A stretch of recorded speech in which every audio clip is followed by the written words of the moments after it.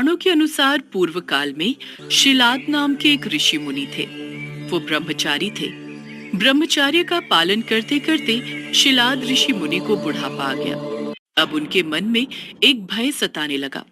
भय यह था कि बिना संतान उनकी मृत्यु के बाद उनका वंश समाप्त हो जाएगा। इसलिए उन्होंने अपने वंश को आगे बढ़ाने के लिए इंद्रदेव की कठोर तपस्या करने का निश्चय किया। एक दिन इंद्रदेव उनकी भक्ति से प्रसन्न होकर प्रकट हुए। हे मुनिवर, मैं आपकी भक्ति से अत्यंत प्रसन्न हूँ। मांगो, आपको क्या वर चाहिए? इंद्रदेव, मुझे वरदान दीजिए कि मुझे ऐसे पुत्र की प्राप्ति हो जिसे मृत्यु छू भी ना सके। मुनिवर, ऐसा पुत्र देने में तो मैं असमर्थ हूँ। आपकी इच्छा तो केवल देवों के देव महादेव ही पूरी कर सकते हैं। आप महादेव की तपस्या कीजिए, वो आपकी मनोकामना जरूर पूरी करेंगे। इंद्रदेव के कहे अनुसार शिलाद घने जंगलों के बीच बैठकर महादेव की कठोर तपस्या में जुट जाते हैं और कई सालों की कठोर तपस्या के बाद उनकी भक्ति से प्रसन्न होकर महादेव उनको दर्शन देते हैं। शिलाद, हम तुम्हारी तपस्या से प्रसन्न हुए। कहो, तुम क्या वर मांगना चाहते हो? हे प्रभु, मुझे आपके समान ही पुत्र चाहिए, जो कि अयोनिजा हो और जिसको मृत्यु छू भी ना पाए। ये सुनकर महादेव मुनि शिलाद से बोले, हे मुनिवर, यूं तो मैं सारे जगत का पिता हूँ, फिर भी तुम मेरे पिता बनोगे। मैं तुम्हारा अयोनिज पुत्र होऊंगा तथा मेरा नाम नंदी होगा। इसके बाद महादेव अंतर ध्यान हो गए। फिर ऋषि मुनि भी खुशी खुशी अपनी कुटिया में चले गए। कुछ समय बाद शिलाद भगवान शिव के नाम से यज्ञ कर रहे थे। उसी यज्ञ कुंड से एक बालक उत्पन्न हुआ। उस बालक का मुख बेहद ही मनमोहक और लुभावना था। वाह, कितना मनमोहक और सुंदर अंश है मेरे शिव का। अब तो ऋषि शिलाद की प्रसन्नता का कोई ठिकाना ही नहीं था। वह उसे अपने साथ घर ले आए और उसका लालन पालन करने लगे। देखते ही देखते नंदी बड़ा हो गया। 5 साल का होते ही शिलाद मुनि ने नंदी को संपूर्ण वेदों और अन्य शास्त्रों का भी अध्ययन करवाया। और फिर जब वो 7 वर्ष का हुआ तो एक दिन ऋषि शिलाद के घर मित्र और वरुण नाम के 2 सन्यासी आए।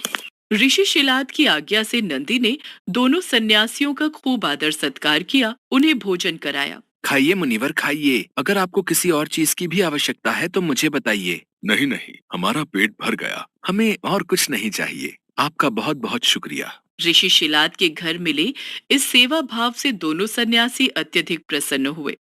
जाने से पहले दोनों सन्यासियों ने शिलाद ऋषि को लंबी उम्र और खुशहाल जीवन का आशीर्वाद दिया और नंदी को बिना आशीर्वाद दिए ही जाने लगे। अगर आप बुरा न मानो तो मैं ये जान सकता हूँ कि आपने मुझ बूढ़े को तो आशीर्वाद दे दिया, लेकिन मेरे बेटे नंदी को नहीं। तब सन्यासियों ने बताया, हमें ये बात कहते हुए बेहद ही दुख हो रहा है, लेकिन सच तो यह है कि नंदी अल्पायु है, अर्थात उसकी आयु बहुत कम है। हाँ मुनिवर, उसके पास केवल 1 वर्ष का ही समय है। आपके इस पुत्र की आयु बहुत कम है, इसलिए हमने इसे कोई आशीर्वाद नहीं दिया। उन दोनों सन्यासियों की बातें सुनने के बाद अंदर जाकर शिलाद ऋषि नंदी को गले लगाकर फूट फूट कर रोने लगते हैं। तब नंदी अनजान बनते हुए उनसे पूछते हैं, पिताश्री, आपको ऐसा कौन सा दुख आ पड़ा जो आपका शरीर इस तरह कांप रहा है और आप फूट फूट कर रो रहे हैं? पुत्र, सन्यासियों ने बताया कि तुम अल्पायु हो और इस बात से मैं बेहद दुखी हूँ। तुम ही बताओ, मेरा ये दुख कैसे दूर होगा? पिता के मुख से ऐसी बातें सुनकर नंदी हंसने लगता है और कहता है, आपने मुझे स्वयं भगवान शिव के आशीर्वाद से पाया है, तो मेरे इस जीवन की रक्षा भी भगवान शिव ही करेंगे। आप इस बात की बिल्कुल भी चिंता न करो। फिर अगले दिन नंदी अपने पिता से आज्ञा लेकर महादेव की तपस्या करने के लिए भुवन नदी पर चले गए और वहां पहुंचकर वो नदी किनारे बैठकर शिव जी की कठोर तपस्या करने लगे। बालक नंदी की कठोर तपस्या देख महादेव कुछ समय बीत जाने के बाद नंदी के समक्ष प्रकट हुए। परंतु जब नंदी ने महादेव को देखा तो वो भूल ही गए कि वो लंबी उम्र के लिए तप कर रहे थे। तत्पश्चात महादेव ने कहा, नंदी पुत्र, मैं तुम्हारी तपस्या से बेहद ही प्रसन्न हूँ। मांगो, तुम्हें क्या वर चाहिए वत्स? प्रभु, मैं ताउम्र आपके सानिध्य में रहना चाहता हूँ। मुझे सदा के लिए अपने चरणों में जगह दे दीजिए। हे शिलानंदन, तुम्हें मृत्यु का भय कहाँ? तुम तो मेरे ही समान हो। तुम अजर अमर बनकर सदा मेरे संग ही रहोगे। तुम पर सदा मेरा प्रेम बरसता रहेगा। मेरी कृपा से तुम पर जन्म मृत्यु अपना प्रभाव नहीं डाल सकेंगे। तत्पश्चात शिवजी ने पार्वती माता से कहा, हे देवी, मैं नंदी का अभिषेक करके इसे गणाध्यक्ष बनाना चाहता हूँ। इस विषय में आपकी क्या राय है? महादेव, आप नंदी को गणाध्यक्ष पद प्रदान कर सकते हैं, क्योंकि परमेश्वर यह शिलानंदन मेरे लिए पुत्र सरीखा है। इसलिए नाथ, ये मुझे बहुत ही प्यारा है। महादेव ने अपने अतुल बलशाली गणों को बुलाकर उनसे कहा, गणनायकों, आज से ये नंदीश्वर तुम लोगों का स्वामी होगा। मैं धन्य हो गया प्रभु, मैं धन्य हो गया।